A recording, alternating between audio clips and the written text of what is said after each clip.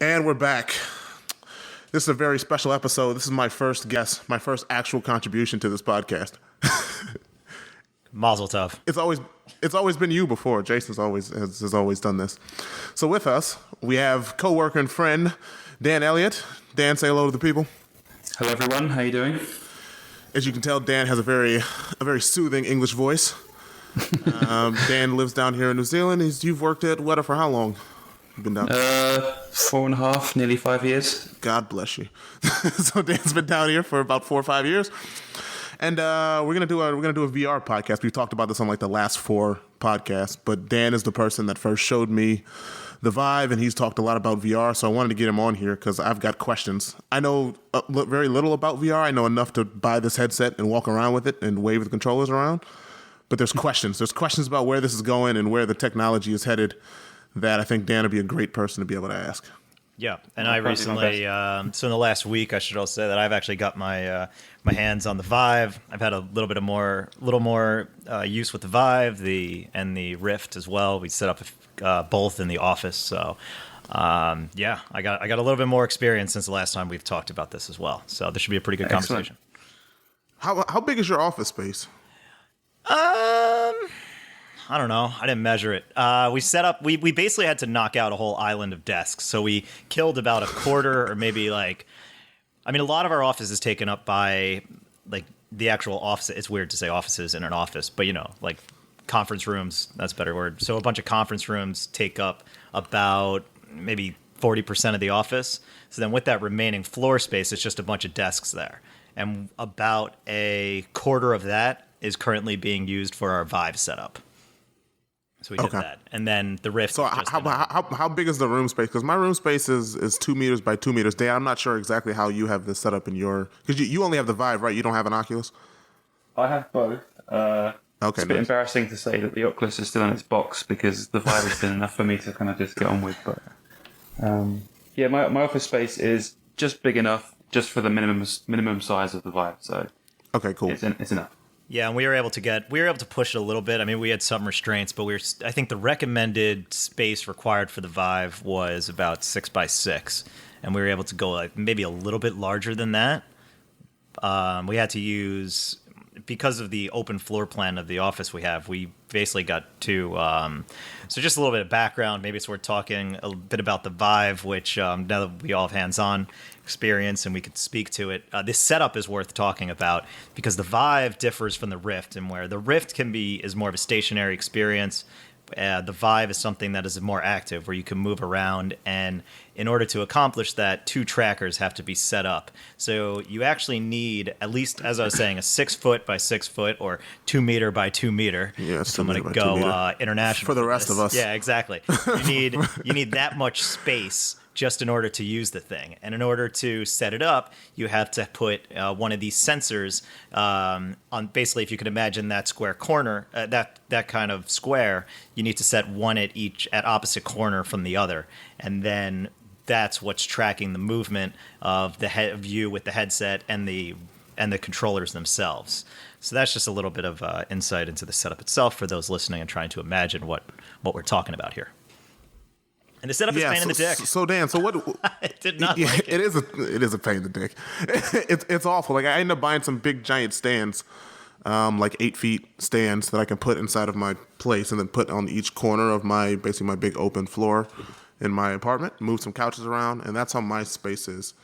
So Dan, so if you were to, again, like I guess the best way to do this would be if you were gonna recommend someone to get into VR, would you send them down the path of getting a Vive and setting it up and doing this? Kind of what's your experience as far as using a lot of the different headsets for a while, as well as developing within VR?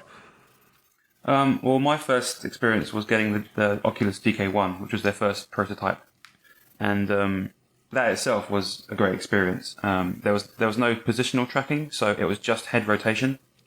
And the next step up from that was the DK2 from Oculus, which had the camera that came with it, which allowed you to have positional tracking, which was in itself just like the next level up. And now with the Vive, it's got positional tracking as well as the motion controllers. And one thing the Oculus doesn't have yet is the motion controller for your hands. So I would say the best experience right now is the Vive, just because it gives you that really good positional tracking with the motion control. It just really grounds you in whatever experience you're in. Yeah, because that's what I noticed. Like, having the motion controllers is nice, especially for a lot of the games that you're playing. Unfortunately, a lot of the games are just kind of wave shooters right now, where you're kind of sitting in a place or you're kind of in a machine and stuff comes at you and you have to shoot at it as you move your head around and move your body around. But again, the motion controllers are perfect use for that because you get triggers on the motion controllers. It's a lot like the Wii remote, only a little bit more looking like a soup ladle. I guess is the best way to describe this thing as I look at it. Yeah. And it's kind of like you hold it and you got a thumb pad and you kind of wave them around so you can fire with the trigger. Now the Oculus, Dan, now they're getting the what are they? It's like the finger thing that you put on your finger. What is that? Well, they're going to have. They're bringing out the touch. Okay. Well, they have a little remote that comes with it, which is basically kind of like similar to an Apple remote with a button that you just click. And that's kind of enough to kind of get things like movies playing or whatever. But doesn't have that intuitive physical thing that the Vive controllers do yet. I like the giant touchpad on the Vive controller. So the Oculus Touch that they have, they're going to work similarly, it seems, to how the Vive works, at least in tracking the motion of everything pretty accurately.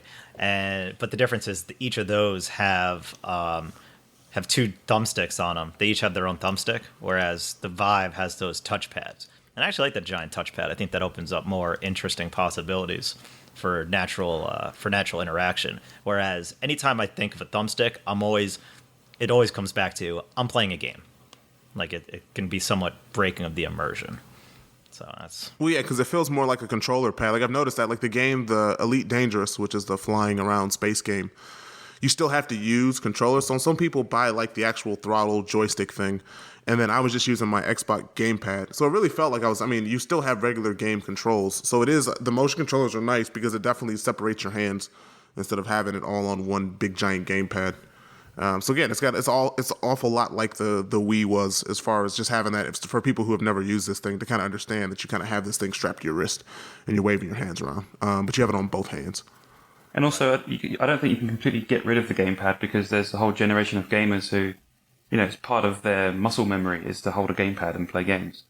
Whereas people who are new to VR and haven't really played games before, maybe the motion controller is more of an accessible way because it's something they know already in the real world. Well, the motion controller allows for more intuitive interaction because once you understand that, like obviously I'm one of those people you're talking about who's grown up playing games. What are those old people who can't play without waving it around? Yeah, it's more like I know what a controller feels like. So what was interesting was that our company did a whole VR night thing. We set it up we have 2 floors, and only a few of us really set it up and had a lot of experience with it since we set it up last week. And we set up this VR night thing where people could get hands-on with the Oculus, hands-on with the Vive. So it's interesting seeing people give demos with it, and there is still a barrier to entry when somebody gets on and tries to interact with it. But I think, because that was fascinating, is I jumped into something like The Lab, which is Valve's game, and I think probably one of the best demonstrations of VR out there right now. And I was able to go in, and it was pretty obvious. I go in, I pick something up, I'm pulling the trigger like I'm grabbing something, pull the trigger again, usually to let it go or interact with the thing that I have. And I know that my hands are going to move around one-to-one. Yet it's interesting to see people just, when they get into the thing and they do it, like they just kind of stiff up. And because they're still in this experience that doesn't feel real or for some reason doesn't feel natural. Whereas when somebody's experienced with games and they have that ability to let go and understand, it's almost like, you're loosening up. You're holding a controller, but you can still loosen up to the fact that you're playing a game. There's still that barrier for people who aren't used to playing games, who just got to stiff up once they're standing. Even though it should feel more like a natural experience with these 3D remotes, it's not at all. And there's often a lot of learning. Like watching people try to do a bow and arrow and seeing them get so close to it. No. Like imagine you actually have a bow and arrow in your hand. You're like, oh, okay, got it. Like the amount of time, thank God I didn't have to. So we divided ourselves into different stations this night, and I got to do the Oculus demo, and the other guy did, and somebody else was doing the Vive demo. Like every time I peeked over, the amount of times I saw him like getting his hands on, like he was literally teaching them how to use a bow and arrow, was kind of hilarious to me because I'm like, no, it's like, it's obvious. Like it seems so obvious. How are you not getting this? Like do what feels natural. And I think that alone. I've had exactly the same experience. Yeah, like people will pick up the bow and they'll have their hands together as if they're putting the arrow in the bow, and they'll pull their hands apart like 6 inches, and like, no, pull it behind your head.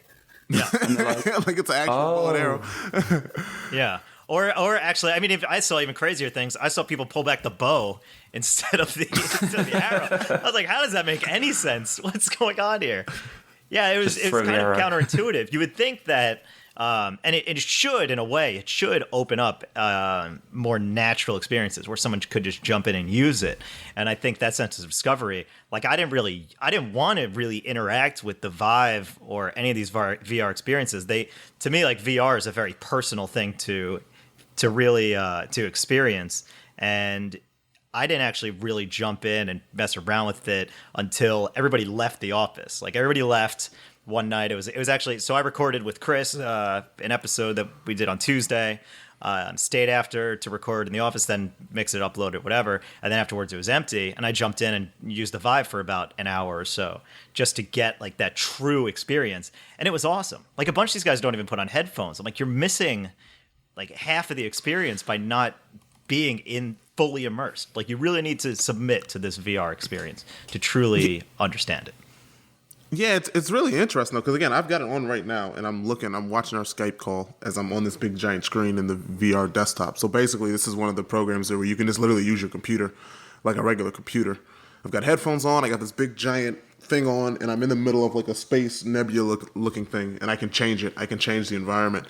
And I think that's interesting saying, because again, I think this is one of the downfalls of VR is the fact that it is extremely personal experience. Sure, you can put the headset on people and watch them flail around, and that just has the party aspect to it of watching someone try this thing. But to really feel like full immersion, to really understand this, like you said, you kind of have to, like, I need to sit here by myself with a mouse and a keyboard, and then just use it. Like I'm just using it just to surf the internet and pushing the screen back as far and make it as big as I want to. So I mean, I think that is one of the downfalls is we're getting to more social gaming. Like the Pokemon Go thing is a perfect example of a game that is extremely social and is augmented reality. But I think that is one of the downfalls of this thing, where if I wanted to put this on and watch a movie with someone, I'm in here by myself. I'd have to buy another Vive and hook this up to another extremely CPU and GPU intensive computer in order to run this. So Dan, I don't know what your thoughts are on that. If like, as far as like, do you find yourself just like locking into this thing on your own, and then like you end up taking it off knowing, hey, well, I can't share this experience with anyone else?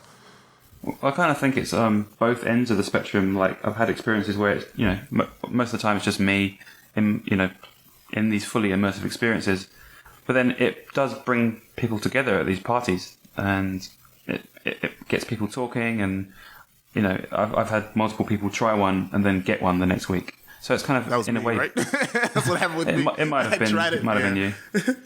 And they kind of go into it fully. Yeah. Sorry, go ahead. No, I was just going to say the idea of jumping in and going out and getting one after using it, understanding that you have to build $1,000 computer or buy a pre-bought one for, $1,500 to $2,000 is, and that's just to run like the recommended specs, not even like if you want the truly best experience, is well that's what's going to change daunting. Though is that the barrier of entry is going to get lower. Right now the barrier of entry is still too high, but that's because we're like, this is probably the closest that I've seen VR wise of something that made me want to buy it. Sure, you try the VR things, like you try the Samsung VR and you try some of the other things, but this is the first thing that I was like, whoa, this is actually real. Like this makes me want to buy it. And I think just the level of entry is too high. I don't know if that's ever going to change though, because again, what they're going to change with these things, what's going to get better is the resolution of the screen. Like right now I'm looking at it and it's still pixelated. The lenses are still, a little strange. You can tell that you're in a screen. Once they start improving on that, then that's when this thing becomes a whole nother level where you're going to completely forget that you've got this headset on. I actually think that's kind of... go ahead. I was just thinking, the obvious thing is that smartphones are the industry that's kind of got this thing going, whereas, mobile phone screens getting higher and higher res, just being able to piggyback on that technology, and it's going to get cheaper and cheaper. I don't think it's a problem really that can't be overcome. It's just wait a few years, the price will get cheaper. And even now, it's expensive, but it's not like a massive barrier to everyone. I mean, it's kind of what a price of a high-end smartphone. Obviously the PC costs more as well, but it's not like you're paying for a ticket to space or anything. Right. It's not so much the VR headset, and this is one of the reasons why. I actually think that It's like the Samsung, the Gear VR. The Gear VR is something they say it's only $100, but the hidden fee is the cost of the phone, which is at least $650 or $700. Then you have the Rift, which is $600, but the hidden fee is a $1,000 computer, and again, if you're going to build it. Then you have the Vive, which is actually $800, and you still have that same cost of the $1,000 computer. So now you're pushing at least $1,600, and then I actually think that what's really going to blow the doors open for VR is going to be PlayStation VR, because it's something that a lot of people, you already have millions and millions of people with a PS4, and they keep selling. And the VR setup itself, let's assume you don't have the camera, it's $500, and then you get the system, which you can get for $300. That's $800. The cost of a Vive, you're all in with this VR system, and that should be somewhere. It's going to be a step above. I have a decent amount of experience with the PSVR, and it's definitely a step above what is going on with smartphones, with Cardboard and Gear VR. I can't speak to Google's platform. They're revealing that on Tuesday, but that to me is really going to blow the doors open for VR experiences and bring it to a larger demographic. Yeah, I think. And also, again, go ahead, Dan. I was thinking about the content is going to be one of the biggest kind of revenue. Yeah, that's where I was going. Yep. So companies are going to want to subsidize the hardware to get it in people's homes, so they can just have the content, money coming in.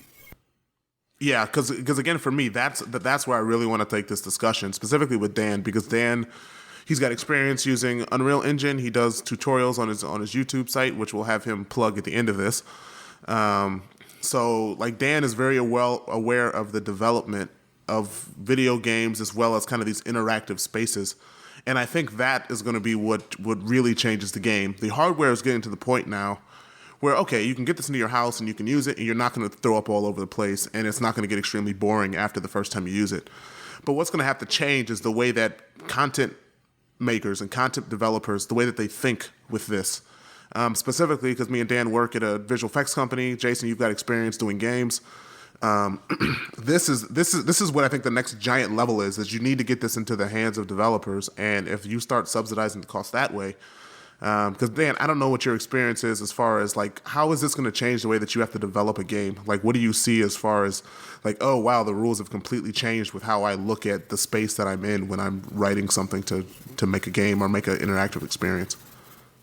Well, there's the performance considerations, because suddenly you're rendering in stereo, and there's a kind of a resolution and a target and a frame rate you have to hit. This is like 90 frames per second. So suddenly the amount of data that you're putting to the screen is just a lot more. So you kind of have to make compromises in the style of your game. So the actual what you're making is going to be different in the first place. But in terms of actual difficulty in developing for it, it's not that hard. I mean, Unreal and Unity, which are the two major game engines, right, come with, it's kind of ready to go out of the box. You can hit play in Unreal Editor, and it's going to auto detect your headset and preview your content in live. So it's not too difficult. Right. Well, even so, just in the technical part of it, I think just the way that you actually create your game is going to be important. Because again, the rules have changed. You've gone from because again, like we work in movies, and it's a very straight on experience, big giant screen. You render stuff in 2K, 4K, and you're done. Where this, you have to take in consideration the fact that someone might look 360 degrees around them, and how you design your interactive experience with this is like I've messed with some stuff that's been like, meh. It's kind of it's very mediocre. Like you're kind of like doesn't really. I'm not in this space. Like it doesn't. It's just poorly designed. I think that I think it's going to be extremely hard to figure out exactly how do you design the perfect experience. Yeah, you want it to be. I mean, you obviously have to change it so that it is actually a physical space in whatever level or experience you're making. And there's a lot of tricks you can't use. Whereas in visual effects and games, you can use a lot of 2D tricks from your fixed point of view because you control where the camera is. Whereas now with someone in VR, they move their head, they're in control of the camera, and you kind of have to create your level which can accommodate that kind of movement. Yeah, I mean the other thing to consider is that how we how we configure games and movement and gameplay is also has to be completely rewritten.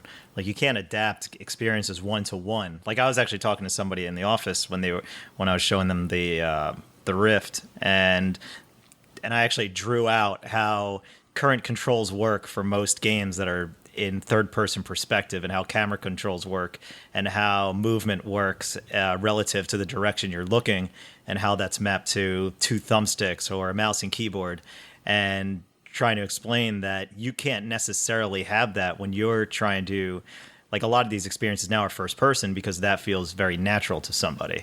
But she was asking, the question started off as, "Oh, is World of Warcraft on this?" And I said, "Well, kinda, but not really, because it's not built for VR, and that has to be the next step." And that software question is huge because the quality of the software is really going to drive the success of the platform. Because you could have something that is buried by a bunch of gimmicky, terrible experiences, or you could have something that's elevated by a bunch of experiences where you have to have this.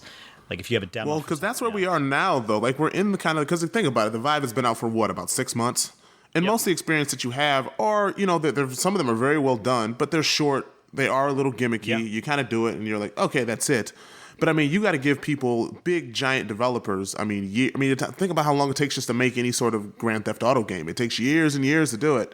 You need to give people that type of time to actually create these experiences. So, again, I still think the hardware is going to keep getting better, but it really is still missing that one experience that completely sucks you in, where you're like, I have no choice but to buy this. Yeah, and that's interesting because that's the game I'm actually looking forward to playing the most is Res Infinite on PlayStation VR. From all the experiences I've had, that's still the best like traditional game experience I've had in VR. It just feels like a natural fit, and it's something I can't wait to play through in its entirety. And this will be probably the fourth time I've bought Res. I bought it on PS2, I bought it on 360.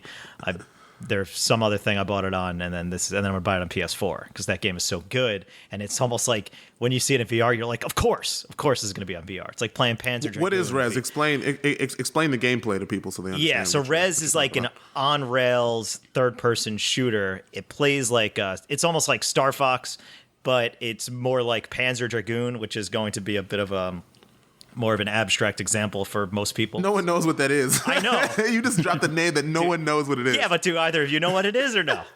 No, you know? I don't. Dan? That was a PlayStation 1 game, wasn't it? It might have been. The last Panzer Dragoon that came out was on the original Xbox. It was Panzer Dragoon Orda. They were pretty good. And then it was on, and then I believe there was one on Dreamcast. It's, yeah. So, but it's an on-rails third-person shooter, and it's great. It's got this crazy, trippy visual style to it. It, like, feels like you're in this Tron-like world, all these wire vector graphics to it. The sound design is incredible. So it's something that you really want to get lost in just because of the whole audio-visual experience. And it's by design built on Rails. So for something that is going to be adapted to VR from a traditional gameplay experience, that one makes sense. And it's really cool. I've had hands-on with it, and it's amazing. The only problem when I had my demo was that it was at the PlayStation booth at E3, and the headphones weren't tight enough on my head, so they kept slipping off every time I turned.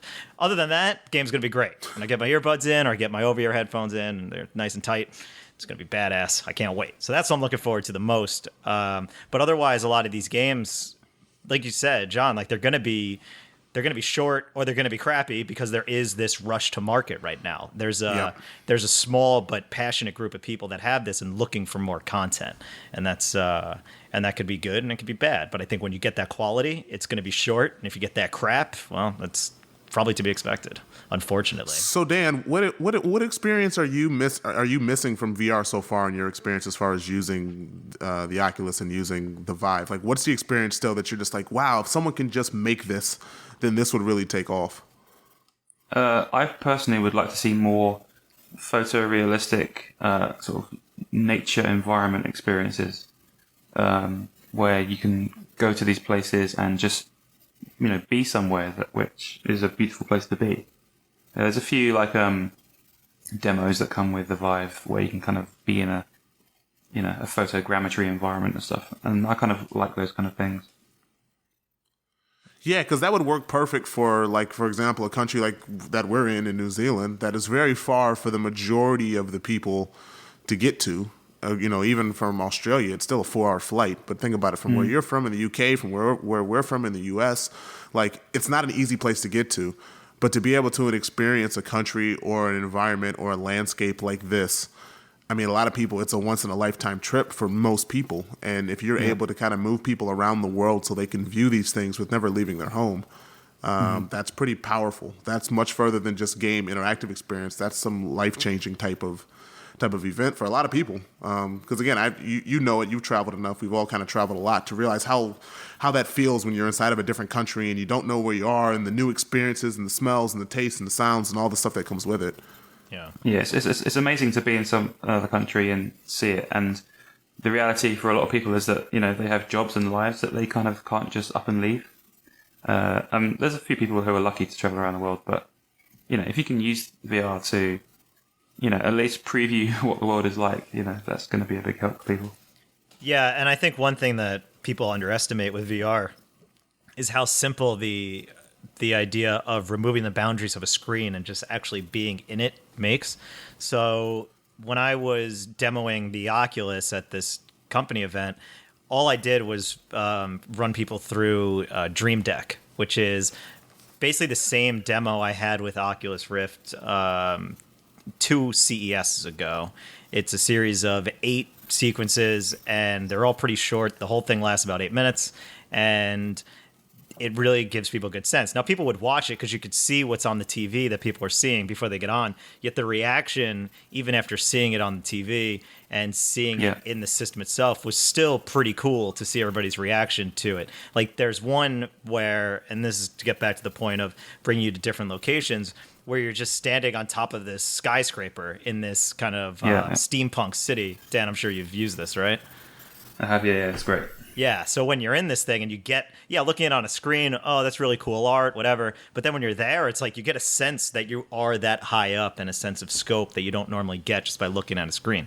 So the idea of virtual tourism, it's a difference between something like Google Maps Street View, where, I could go on my computer and look at all these things. But just making that completely immersive and taking that out of the screen and actually transporting you there, that alone can be super powerful. And I was able to experience that firsthand, which is pretty cool.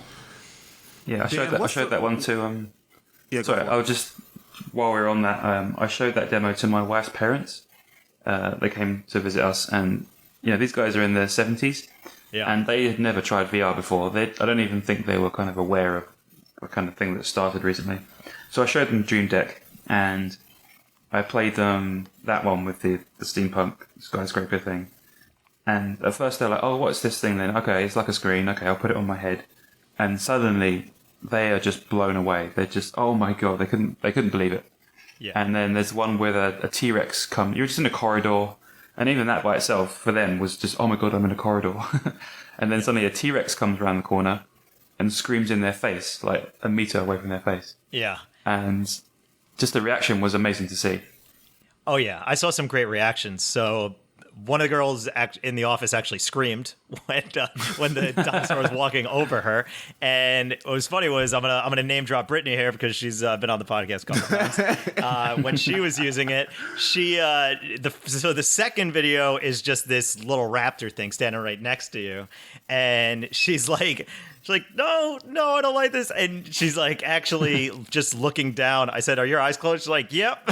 Because so you could see what she's looking at, and she's just looking down. And then the same thing happened with the T-Rex walking towards her. She was just like staring down at the floor with her eyes closed because she was so freaked out by it. So that kind of visceral experience is not something, like, she watched the video a whole bunch of times before it, yet being in there is so different. And then you don't understand until you're in it. Yeah, and I really made sure that when I was doing this demo, I tried to recreate the exact way that I got the demo when I was at CES, where I got taken to this room. It was just me and the guy, and he put and I had the headphones on, and it was just complete sensory deprivation outside of what I was feeling within this world. So I made sure I was in this office, closed the door. Anybody who came in had to be like whispering so that the person in the experience could just completely get immersed in it, and it seemed to work out really well. Like everybody, despite how many times they've seen the video over and over and over again, because everybody was getting the same thing, the reactions were still awesome. Like really seeing them get completely in that world, it was cool. Yeah, so I guess for virtual tourism, what exactly would that take to set up? Like, do you need, like, would you want it to be something that's live? Like, would you want to be able to go to Tokyo and go into the middle of the giant crosswalk in Shibuya and kind of, and like walk around and look? Or is this something that you would kind of want to orchestrate where you take someone through an experience? Like, how would you guys do that? That's, again, it seems like a very daunting task the more that I think about it, of like, how would you set this up? Would you have cameras everywhere? Would you go somewhere and film kind of 360 video and then composite it together later and then just over time compile more of the earth? Like, how would you do this? I'd like to actually start with something that already exists. Like, forget about actually, like, I think you have to map out a complete experience, and it has to be 3D. And that's probably one of the biggest challenges at the moment, is getting those 3D cameras set up for photorealistic things. I'd like to just see, I want to see Ubisoft just take Assassin's Creed or something and let me explore it in VR. Like, even if I don't have to interact with anything, just let me explore, like, their Rome in that time period from Assassin's Creed 2 or whatever it was, and let me actually walk around that world and feel it in VR versus just traditional gaming. Like those kind of 3D worlds already exist in a way, right? So it seems something that could be easily put into a virtual world, taking away that interaction. Like those models of those 3D environments exist already, and they're pretty fully realized. I don't know what your thoughts are, Dan. Yeah, I mean, just saying that, there's probably loads of games I'd love to go back and revisit in experience in VR. Even back to the SNES, I'd love to go and play Zelda, Link to the Past, in a fully 3D environment. That would be pretty cool. Because there's these worlds that you've grown up playing, but you know inside and out already, and seeing it in a fully realized would be an interesting experience, I think. Oh, that sounds like an extremely daunting task for anyone developing this, because as you know, we use so many cheats in order to get an image. You actually have to model the backsides of buildings. You actually have to build. You have to fully create this world. There are no more cheats. And that seems, as someone who sits behind a computer for most of their life, that sounds extremely daunting. It sounds fun, but it also sounds like a nightmare. That's why I brought up something like Assassin's Creed 2 or Assassin's Creed, any of those games, or, where it kind of, so it took your idea of that virtual tourism thing and applied it to something that already exists. So you can't necessarily set up a live camera in Rome back in the day, but you can do that based on it, but you have this 3D environment with all those things rendered. Like that's an open world, free exploring world. A Link to the Past. Oh, that'd be fascinating. Going around in that 16-bit style. Yes. That'd be fascinating. In terms of real world, though, I'm guessing that there's probably companies like Google who are already thinking about mapping, cities. I can imagine they've got all that, photo data from their little cars that drive around. Yeah. They could probably just create a 3D model from all that data and have like a 3D London, and you can just go and drive around London in VR. That's probably something that's possible with today's technology. Just a lot of data, probably terabytes and terabytes of data. But yeah, that's what it's a lot of data, and I think also you'd have to figure out the movement, because I can see how on rails kind of locomotive movement could be because I think a lot of what I've heard from people's experiences just using VR is that sometimes when you don't control how you move, it can be very nauseating. Like a lot of people have trouble when they don't have control of their movement, where they're kind of just taking along for the ride with it. So you'd have to figure out whether or not you're kind of teleporting and jumping portal style from spot to spot, or whether or not, like, how exactly do you control your movement? I think that's something that's going to have to be figured out, not only if you do kind of virtual tourism of how do you move around this space, but also just in games, because you don't want to necessarily put someone on like a time crisis type of on rails, because I can see you be very, very sick if you want to say, oh, I don't want to move this speed, I want to slow down. And you can't. You don't have those controls. Yeah, well, that goes into what I was talking before when I was explaining the current state of how movement works and how World of Warcraft wouldn't work.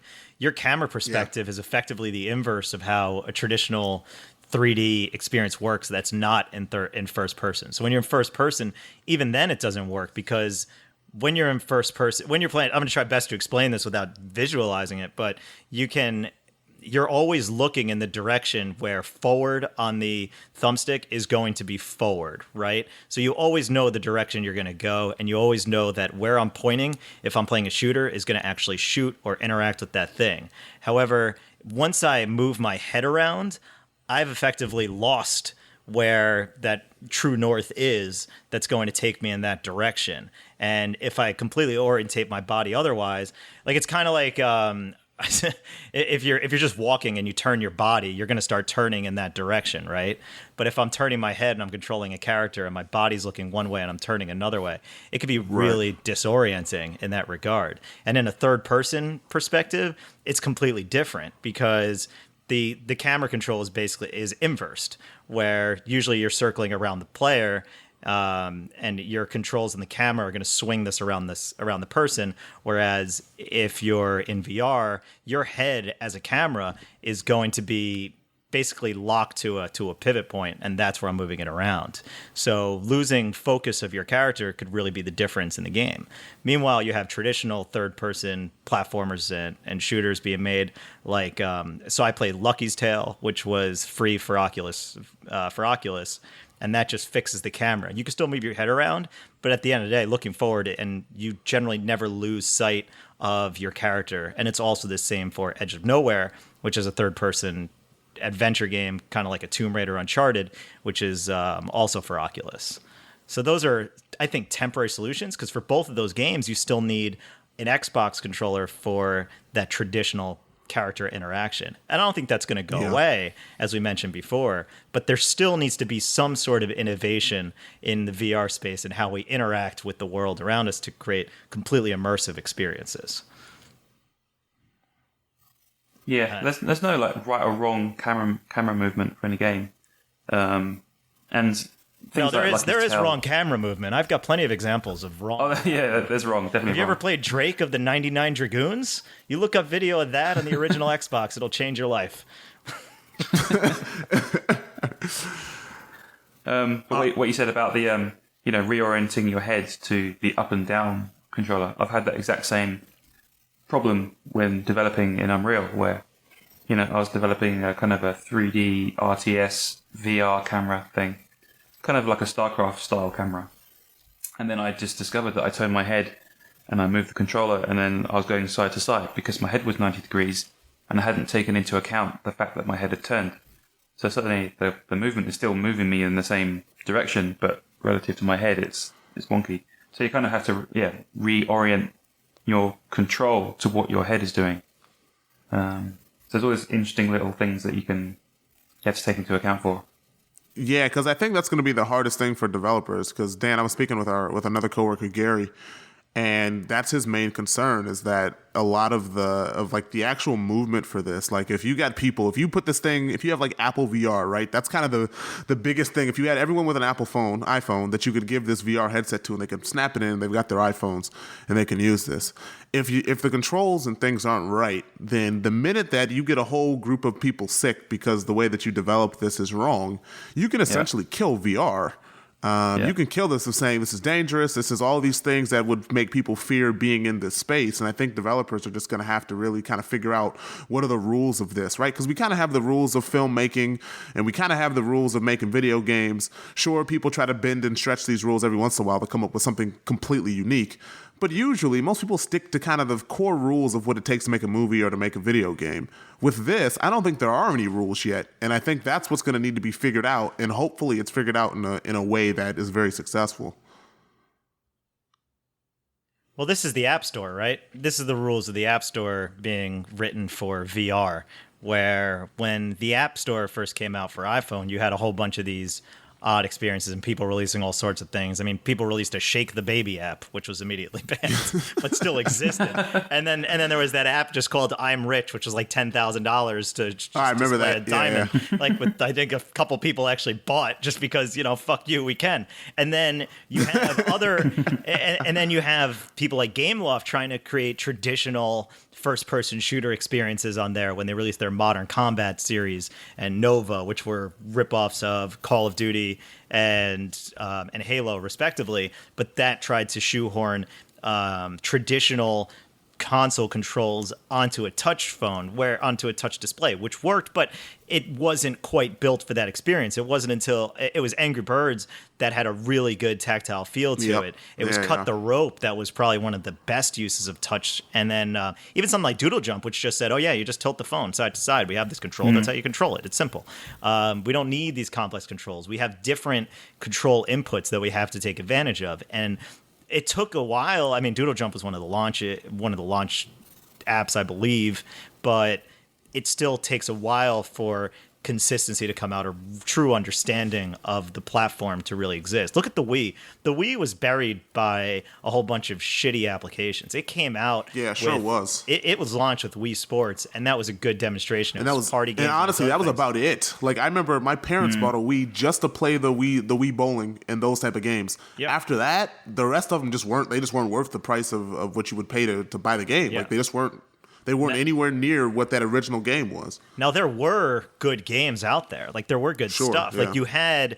I mean, I worked at GameStop for a good chunk of the time the Wii was out, if not the entire run of the Wii's popularity. And that was... So for every game that you had, like Zelda came out for the system, but it wasn't... It was built for the GameCube and then ported to the Wii. So it was good, but it wasn't great. The GameCube version was probably better. And just its controls were built for the GameCube. But meanwhile, you had great games like No More Heroes, but then you had shit like Game Party. You had crap like what was that game? Carnival Games, which is still appearing all over the place, and I think it's actually being released on VR platforms as well. No, Jesus. And yeah, so you got Carnival. God. I'll have to confirm that. I'll confirm that after I'm done. Yeah, those games are terrible. Then, so then you have Carnival Games, but then you also had good stuff like. Like Mad World. Mad World was an awesome game. Or even Red Steel 2 when the Motion Plus came out, which was fantastic. But the first Red Steel was such shit that nobody was even going to give that a chance. But by the end of that run, I mean, you had certain spikes with different input methods and different kind of games, like the Wii, like when the Wii Fit came out. But people struggled to find experiences that could work with that balance board, and people struggled to figure out how to do anything more with the Wii remote other than make it waggle to replace a simple press of the A button. Or maybe they just didn't give a shit and they were just like, fuck it, we could put something out that looks cool enough on the box and people will buy it because it's not too far removed from what they know with Wii Sports, and they'll buy it anyway, even if it's complete garbage. That kind of explains the Carnival Games thing. Get some flashy box art and make it look like you're getting a big value, even though it's pure shit. I think people were conned by the Wii. I think it's a big con in terms of the motion controller, because people thought they were getting, one-to-one movement from their hands to a tennis racket, and that's not what it was. I mean, it was fun. I had hours and hours of fun playing that, but in the end, it was not what people thought it was.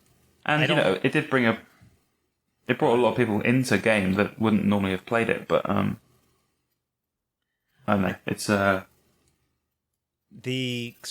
Mark your calendar, boys, because Carnival Games VR is coming out for the Vive PlayStation VR on October 28th, 2016. So God bless them, because they're just trying to make money. And then coming soon to Oculus Rift. They need those 3D controllers. That's the problem. You need those from the creator of Carnival Games, Cat Daddy Games, and 2K. Bring the fun and entertainment from this successful franchise into virtual reality. God help us. Yeah. Well, they're going to make their money, Roll the ball, exactly. God bless them. They're going to make Here, money. 12 game modes: Alley Ball, Ring Toss, Golden Arm, Down the Stretch, Pop Darts. Really? Shark Tank, Funnel Cake Stacker. Oh, that sounds fun.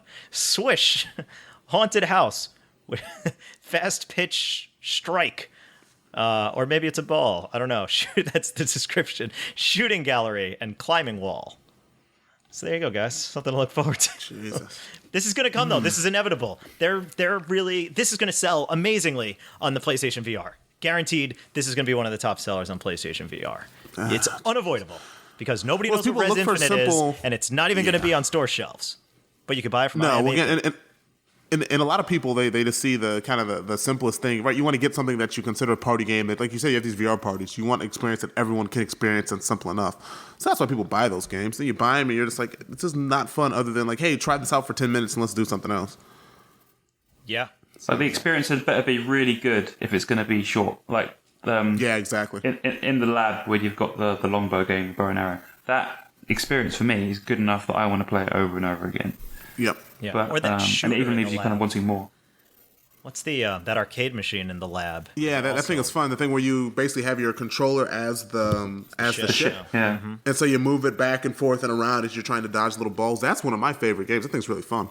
Oh yeah, that's my favorite part of the lab. But actually, this raises a good point, which I wanted to actually bring up. So you guys own it, I don't. So I want to know, like, what do you play? What occupies most of your time with the VR units that you have?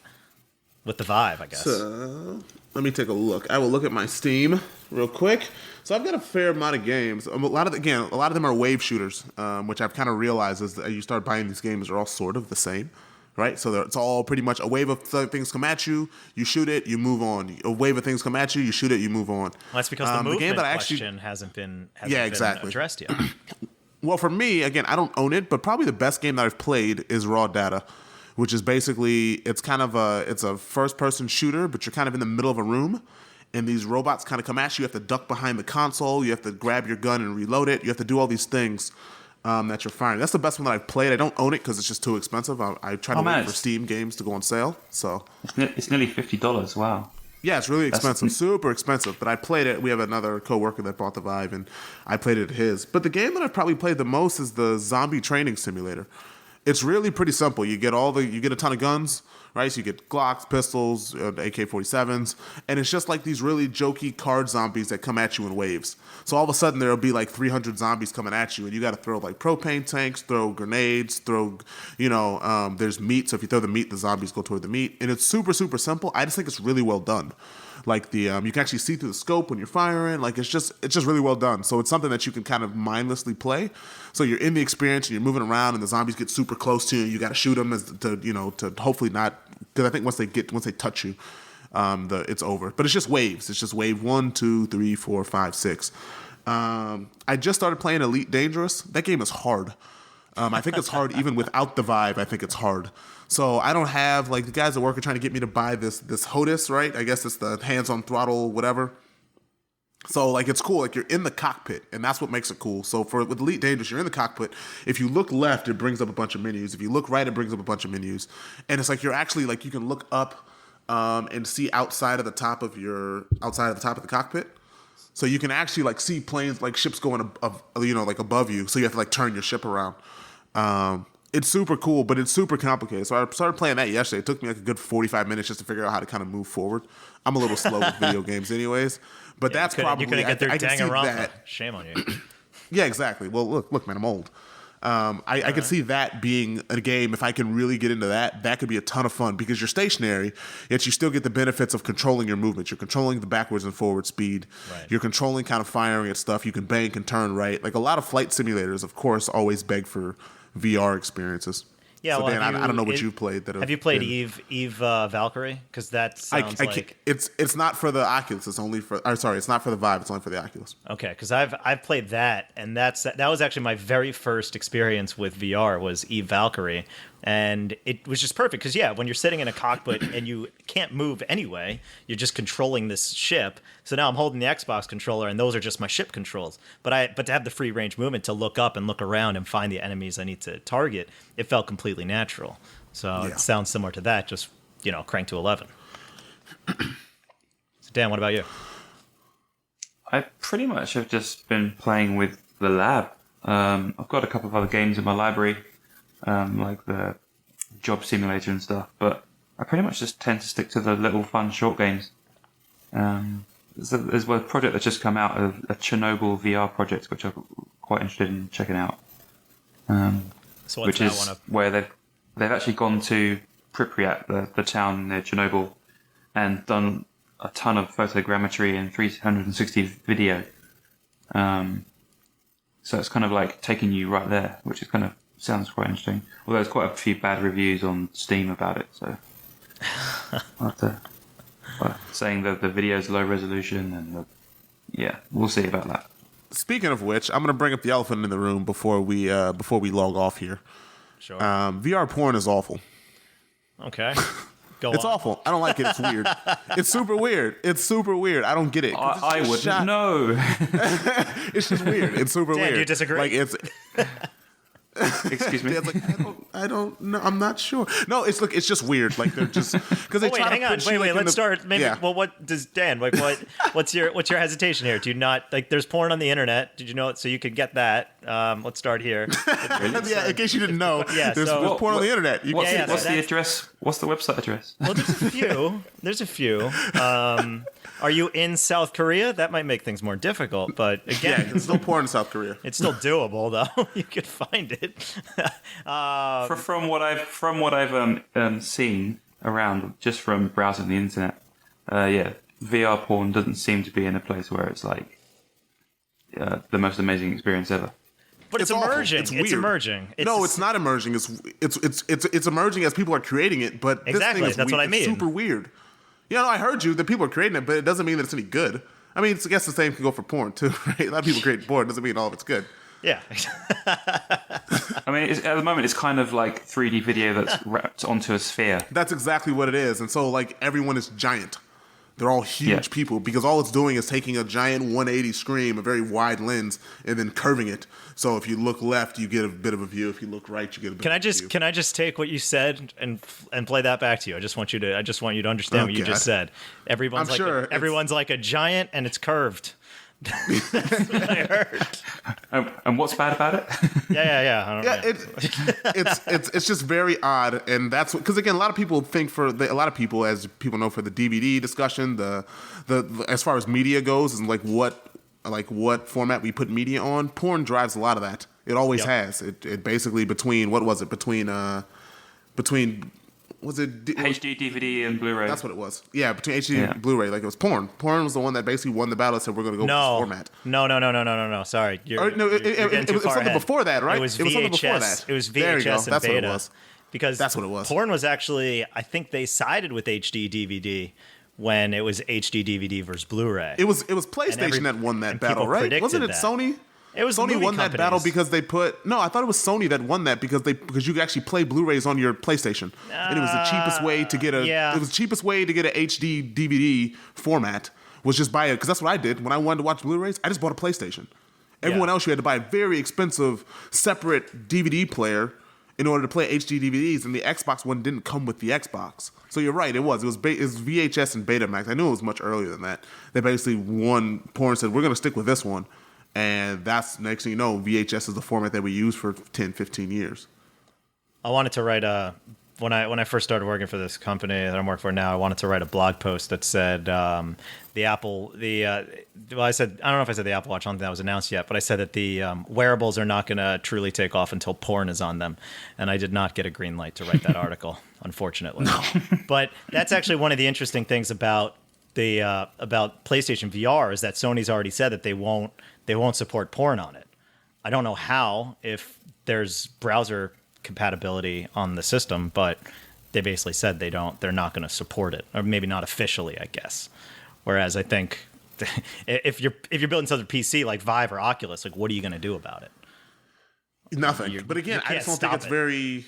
I don't think it's very good. Again, I think what you could do to swing this, I've thought about this. If you make an actual VR strip club, I think you could probably make this work. Because then you're actually like inside of a room. You're inside of a big giant building, and you can look behind you and look all around you. You want to I make don't know porn how you do social? You that. want to make porn social? But again, it's not. It's still just weird. I think that's the one thing with VR that I don't think is ever going to take off. I really do. I don't think that it's built for this. I don't know. I mean, who the hell knows? I think people's tastes when it comes to porn, they're not that picky. Their standards are going to be lower. Yeah, I guess just for me, I don't see anyone buying this setup to watch porn. Well, I don't think you buy Look. anything. I don't think you buy something exclusively to watch porn on it, right? Look, man. Hey, look, me and you have been to Tokyo enough times to now Yeah, realize that's a that anything good is point. possible. Anything is possible for these people to spend thousands Oh and my thousands god! of dollars. I think it was on the Daily Show where they showed this this like sex suit that you can wear. It's like this full VR experience where you got like this fleshlight thing on your dick, and then that's gonna do all the work while you have this VR thing on your head. So it basically is This is what's going to too ruin. much. This is what's going to ruin society. You get a bunch of people with Yes, these. it's gonna ruin society. We're going to get onto. It's basically going to be what it was in what's that movie? Demolition Man, right? When Sandra Bullock is like, "Yeah, let's have sex," exactly then he's what it's like, gonna be. "Okay, Yeah. let's have sex," and then she's like, "Okay, put on the headset," and then he's like, Yeah, "What?" put on the and then headset. all of a sudden, you got this crazy, trippy video montage thing going on, and then it's like, "What the hell was that?" She's like, "We're having sex." Well, look, I hope that some developer can prove me wrong. If you do, God bless you. If you can make this work and prove me wrong, then look, I'm not going to tell you that you're wrong. I just don't see it happening. So, all right, guys. Well, look, Dan, I appreciate you coming on. Thanks for talking VR with us. We're going to have to get you on again once this thing starts developing and evolving to Yeah, see Dan, where these thanks. experiences Yeah. go. So, Yeah, cool. thanks So, for all having right. me. It's been good. Yeah, so Dan has a YouTube. If you want to learn Unreal, Dan does tons of great tutorial videos. Dan also does the training in our department, and he's awesome. So if you want to actually learn something, then you should go check out Dan's YouTube page, which is DokiPen Tech Tutorials. DOKIPEN. Yeah, you'll find lots of weird abstract Unreal stuff on there. I kind of tend to focus on like how to do weird things with shaders to get cool tricks and stuff. So it's not an intro level training. If you want that, I'd go to the official Unreal YouTube channel, and they got some really good videos there. And then there's tons of people doing Unreal tutorials now, and it's just fun. It's just fun to play around. It's a good little playground.